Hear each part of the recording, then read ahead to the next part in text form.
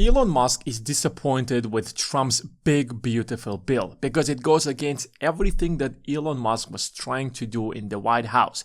He joined politics in order to help the United States to cut spending and balance its books. And now this big, beautiful bill that Trump wants to pass through the Senate and the House is going to destroy everything that DOGE has done so far. So he criticized the bill very slightly. He didn't go very harsh on Trump because he was part of Trump's team all this time.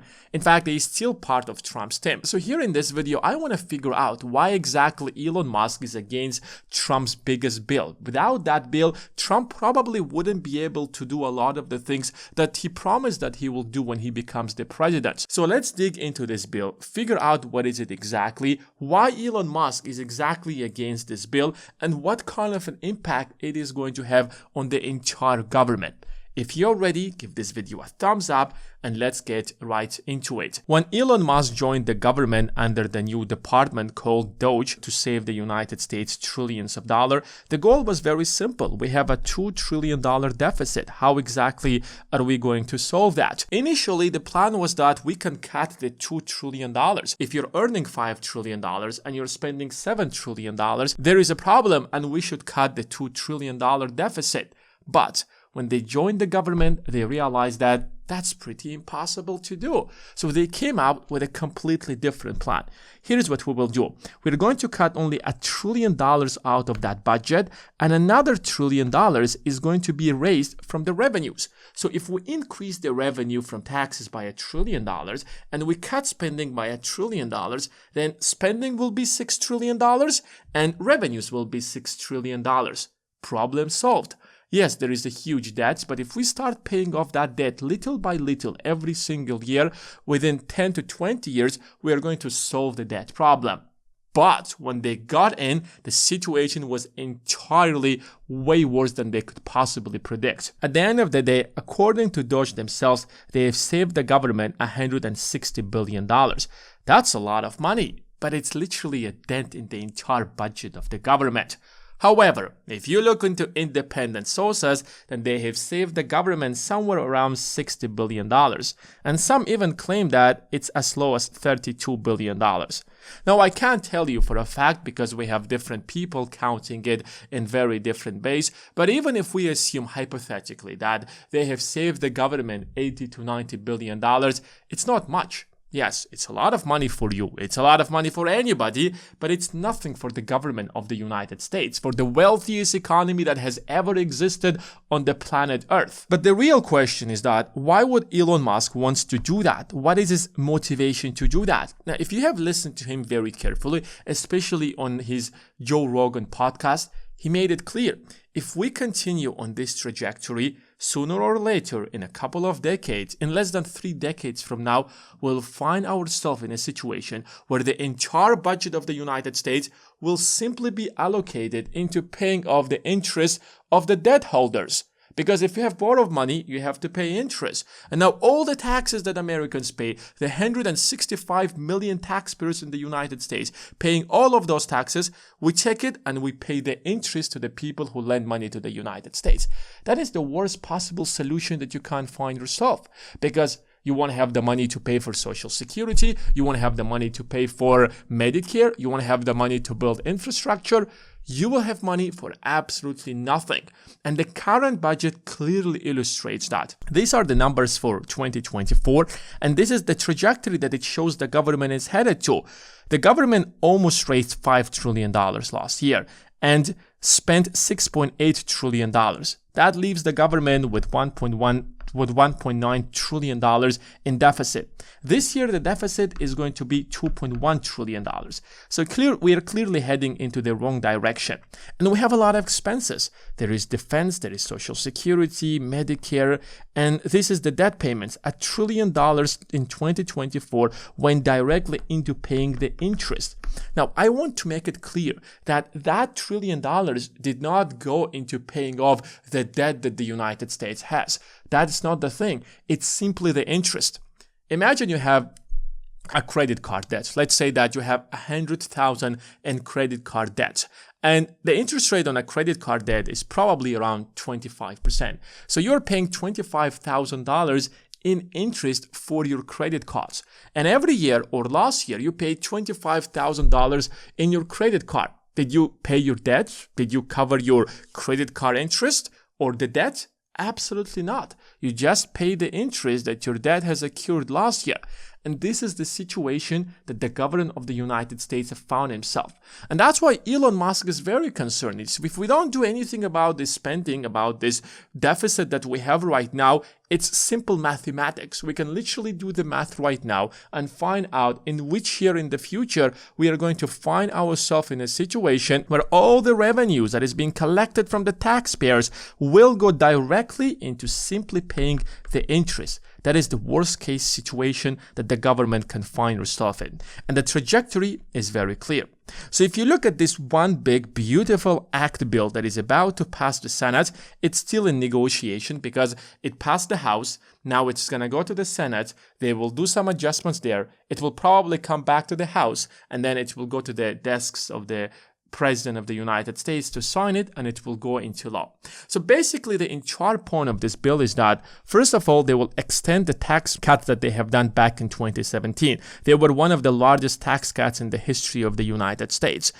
But they will also cut taxes on tips. They will cut taxes on overtime. They will cut a lot of taxes, which means that less money is going to get into the government. So the initial goal of raising the revenue by $1 trillion is already not happening because we are cutting the taxes. We are making the changes that we made in 2017 permanent for in the entire history that is going to be after that.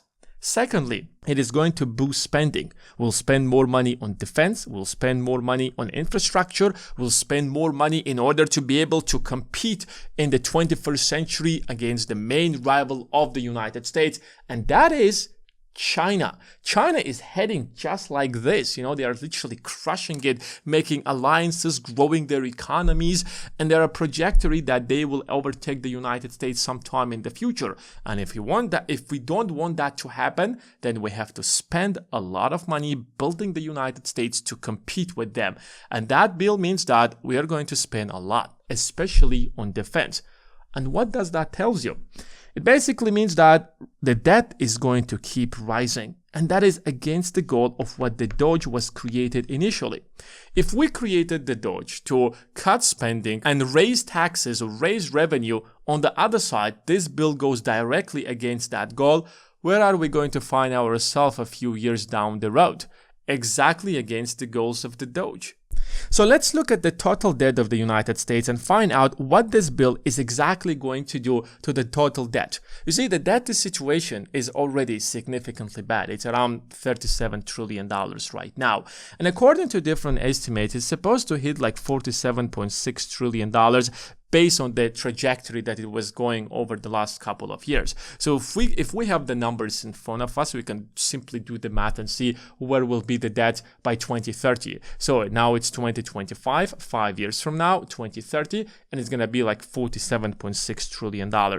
But when this bill is going to keep going past and it's going to become permanent and will do the changes that this bill is supposed to do, at least based on the least expectations and the trajectories that I found, it is going to increase the debt to at least $50 trillion. So that is much higher than the $47 trillion. Now, at this point, to some people, it makes no other difference, because what is the difference between $47.6 trillion to $50 trillion? Eventually, it's still going to go to $50 trillion.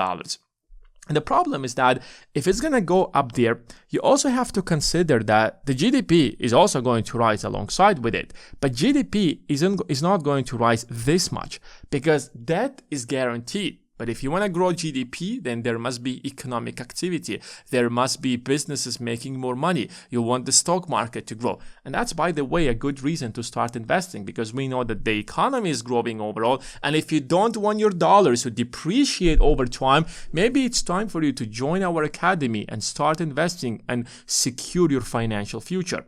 So the GDP grows by at least $36 trillion based on most of the estimates that I actually found. With $50 trillion in debt, that will bring the total debt to GDP ratio to 138%. Now, if you Google it out, a lot of estimates put it significantly lower than that because they're making a distinguish between the public debt and intragovernmental debt. And they're not literally taking the intragovernmental debt seriously, which is why if you look at the numbers, they are literally having a debt to GDP ratio much lower than I'm showing you. But if you think about it, what is an intragovernmental debt at the end of the day? It's a debt that the government, one government agency or the primary government owes different government agencies such as Social Security Fund, Medicare. So the way that Social Security works is that when they collect their taxes, they make that money, they start buying US government bonds and use their returns in order to increase the revenue to be able to afford those Social Security payments. So if you exclude that, of course, the government has a way to go around it, and the primary people that the government has to pay are the public debt, because if the government stops paying them, then the government will default on their loan, unlike the intragovernmental debt. But if you exclude the intragovernmental debt, then there will not be payments to Social Security people, supposed to the retirees who collect Social Security payments. Which is why if we want to take the debt at face value and we'll be realistic about it, then this is the true number. So the question is that how much the deficit will rise if the debt will grow to $50 trillion. Now, if you look at the trajectory according to the government data, by the year 2030, the spending is going to be 23.4% of the entire GDP. And if the GDP will be like $36 trillion, that's the best case scenario that I found, then the revenue will be 6.5% and spending will be $8.5 trillion. And that means that we will stay at the exact same deficit that we have right now, which is a $2 trillion deficit. And this is the best case scenario. If things continue like that, this is literally the most optimistic estimate that I could possibly find. Everything else indicates into a much worse scenario. But even at this rate, if it continues like that with the debt that we have right now, the interest payments will go to $1.7 trillion. So the payments right now are $1 trillion. And they will go to $1.7 trillion. And that's just in the next 5 years, from $1 trillion to $1.7 trillion. And I want to remind you that we're not talking about paying off the debt. We're simply talking about paying off the interest. So the interest alone will be $1.7 trillion. Isn't that insane? And that will be 26% of the entire budget of the United States. Imagine you are making $100,000 and you have to pay $26,000 or for your credit card interest. How on earth are you going to spend on everything else? You have different kind of expenses. And when it comes to the government of the US, you have Social Security, you have Medicare, and now a quarter, or in this case, more than a quarter of their entire budget goes into paying the interest. And that's what Elon Musk is afraid, because the trajectory is that sometime in the future, this number is not going to be 26%, it will be 50%. It can go to 100%. And that's what everybody is doomed. That's when the US government is doomed.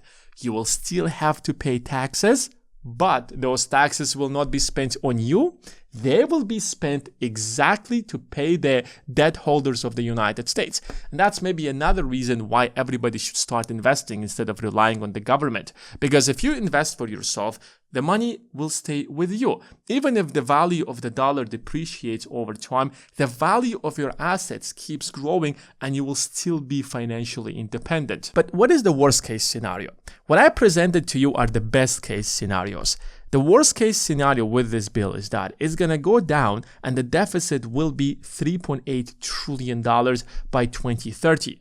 So I gave you the $2 trillion deficit. And even at that rate, more than a quarter of the entire budget will be allocated towards paying the interest. In this case, it will be 40%. This is the scenario that Elon Musk is so afraid that the government will go. And after that, the debt is going to compound over the next 10 years, and it will easily go to 100%, which will force the United States to significantly devalue the dollar again, which means that your savings, your income, your wages are going to go down significantly in value. The United States is already at that point of no return, but that is going to make it much worse. Let me give you the situation. You see, when you have a debt of $50 trillion, just 1% in interest rate at that debt means $500 billion that you have to pay in interest alone. So you have $50 trillion in debt, 1% of that means that an extra $500 billion. So if the Federal Reserve will have to increase the interest rate by a single percentage, you can automatically say that $500 billion will be allocated into paying the interest. And it is not something that you can say, oh, all right, we are not going to pay it this year. We're going to avoid it. You don't have that option. You can avoid paying Social Security. You can avoid paying Medicare. You can avoid paying anything, but not the debt, because the moment you stop paying the interest on your debt, you default on your debt. What if the interest rate will go to 4%? Right now, for example, if you look at the 10-year government bonds, they're around 4.5%. If we are going to have 4.5% by 2030, the exact same rates that we have right now, which is entirely possible for that to happen, that means that the interest on this debt is going to be $2.5 trillion alone. And this is the best case scenario. Of course, on the other side, investors expect that the Fed is going to lower down interest rates. Over time, the confidence of investors will rise towards the US government bonds and the entire government of the United States. And the number will be lower than 4.5%. Maybe it will be like 3% or 3.5%. But even at that rate, the interest payments will be around $1.7 trillion to $2 trillion. But here's what I want you to think about. What if within the next 5 to 7 years, the United States will find itself in a situation, in a crisis, just like it found itself in a crisis of 2020, just like when inflation got out of hand in 2022, and the Fed will have no other option but to take immediate, serious action of raising the rates again. What exactly the US will do? There is no other option but to increase the interest on the bond payments as well. The yields on the bonds will rise again, which means that it's entirely possible that within the next 5 to 7 years, the payments on the interest will be anything between like $3 to $5 trillion. Like they will consume 50% of the entire budget. And that is why Elon Musk is so disappointed with this bill, because he's thinking like a businessman. We have to kind of balance the books. On one side, we have to cut spending because we are in trouble. On the other side, we have to raise the revenue, because if you don't have money to spend, then what exactly are you going to spend? Will you borrow more money? Which is exactly what this bill is supposed to do. Now, I'm not saying this bill is good or this bill is bad, but we know mathematically what it's going to do, which means that maybe this is the time for you to start investing and taking care of your stuff. Because if you start investing, your money in the stock market will compound over time and will provide you with that financial freedom. And if you're interested to join our academy, you can check the first link in the description of this video. That's it for today, guys. Thanks for watching, and I will see you in the next one.